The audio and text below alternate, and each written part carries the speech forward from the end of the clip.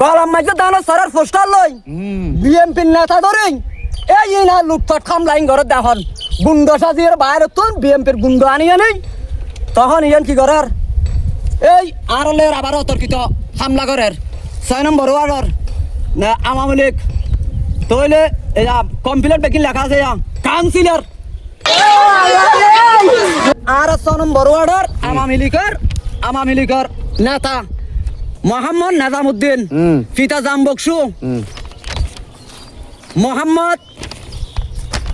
মোহাম্মদ বকশু পিতা নাজামউদ্দিন মোহাম্মদ আশেক ছাত্রলীগ নেতা তারপরে নাজামউদ্দিন পিতা গিয়াসউদ্দিন মাশেক মোহাম্মদ বকশু সরকারের আমলমাই দুনে এই সন্ত্রাসী গড়ি গড়ি আর চললি এখন আবার কেন করি এখন আবার দেখা যাচ্ছে এখন বিএমপির কত নেতা ধরে গলাম মাঝে দানো সরার পোস্টার লই বিএমপির নেতা ধরে এই না লুটপাট খামলাইন ঘরে দেখুন গুন্ড সাজিয়ে বাইরে তুন বিএমপির গুন্ড আনিয়ে নেই তখন ইয়ান কি করার এই আরলের আবার অতর্কিত হামলা করার 6 নম্বর ওয়ার্ডর না আওয়ামী লীগ তইলে কমপ্লিট বেকিং লেখা আছে কাউন্সিলর 6 নম্বর ওয়ার্ডের কাউন্সিলর এই ছাত্রলীগের মধ্যে আছে দেয়া মোহাম্মদ আশেক তারপরে এই মুবারক গিয়াসউদ্দিন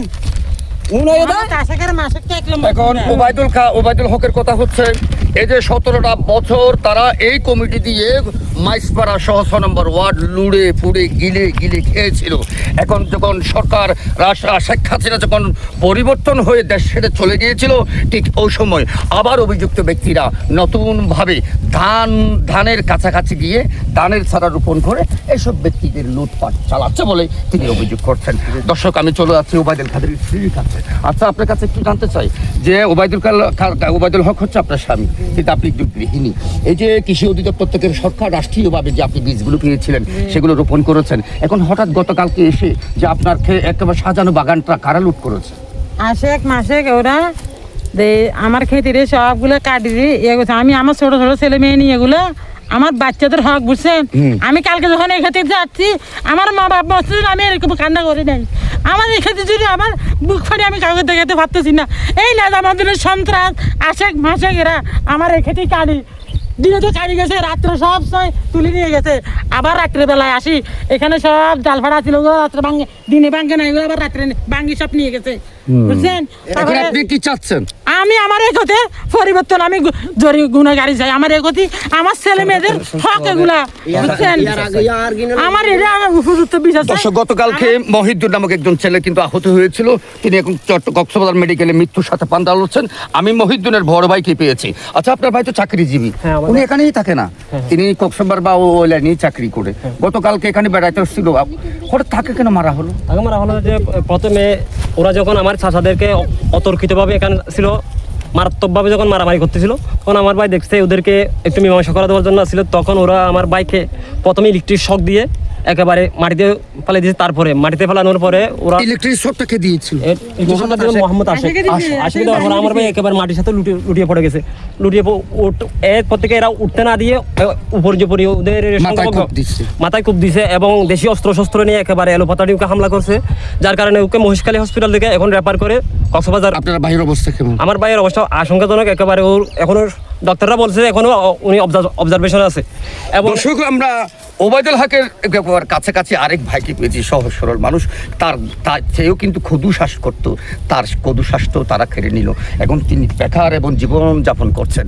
আসলে তো অনন্ত ইয়ার আগে দিয়ে হদুকে টিকুট গুলি আন্দোলন ইয়ানো তো হারি দিলি তারা মূলত ওনার দোনোভাইয়ের বুদ্ধি তারা ফাইয়ে কি আর মূলত আর দোনোভাইয়ের বুদ্ধি পাইয়ে মানে আর বাপ দাদার দিনে জাগা আর এটি আর সড়ো এইটি লতি আর শ্বাসবাস করি হাই এতারা যে গান করে নির্যাতন করিলে আর কি করি গই ইকে যাই গই গরজ যাই গই তাহলে আর মা আছে আর মায়ে হদ ফুট কাগজ আছে আদালত আছে, আদালতে যদি জাঙা দিল ফুট তোরা হাবি তাহলে আর মার কথা বাপার কথা মানি চলি ইতারা আর আয়ের মানে মানুষ লইয়ের গুন্ডু সন্ডে লইয়ের আয়ের কি করে এ ধরনের নির্যাতন করে।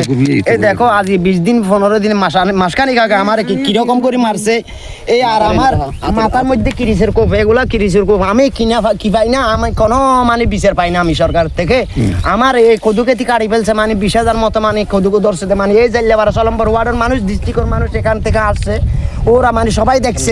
তো আমরা কি করব, আমরা থেকে আল্লাহ আছে আর মানে আদালতের কাগজপত্র আছে, ও লইয়ের মানে আর যে সুখ শান্তি করে দিলে আর বাবা করে হাইতে আর কৃষি করতো না নিয়ে মানে চাষবাস করবি। আসসালামু আলাইকুম ভাই, হল দেখুন কিভাবে কষ্ট করি চলি। 8টার সময় এখানে যে ওবায়দুল হক এবং তার স্ত্রীর যে সাজানো ক্ষেতগুলো ছিল সেগুলো লুট করার পর তারা কিন্তু ফিল্ম স্টাইলে একই দিনে আরেকটা অস্থায়ী বাসা এখানে স্থাপন করেছেন। এখন ওবায়দুল হক এবং তাদের আত্মীয় স্বজনের কথা হচ্ছে এখান থেকে মূলত সন্ত্রাসীরা ওখানে বিভিন্ন জায়গা থেকে হায়ার করা সন্ত্রাসীরা তারা এসে এখানে বসবাস করে এবং ওখান থেকে ইয়াবা সহ বিভিন্ন ধরনের মারাত্মক নেশা সেবন করার পর ওবায়দুল হকের ভাই এবং তাদের আত্মীয় স্বজনের উপর বীর দরফে লাচ্ছেন। আচ্ছা ওবায়দুল হক, আসলে মূলত ওখানে কি হয়? ওখানে মাদক ব্যবসা করে, মাইয়ফার ব্যবসা করে, এই বাসায় এর মধ্যে আনি এরা মাইয়ফার ব্যবসা করে, মাদক ট্যাবলেট ব্যবসা করে। ইয়াকান ইয়ের নেতৃত্ব হনে দেয়, ইয়ের নেতৃত্ব দাদা এখন নাজামুদ্দিন আশেক মাসেক তারপরে তারপরে এখন এই তো বিগত 11 তারিখ 12 তারিখ অনরে এরা আনলিলাম, তখন এই জায়গা মাঝে এরা অনেক কি করে গেলেন, ভিডিও করে গেলেন, এখানে অনেক কিছু আসিল না।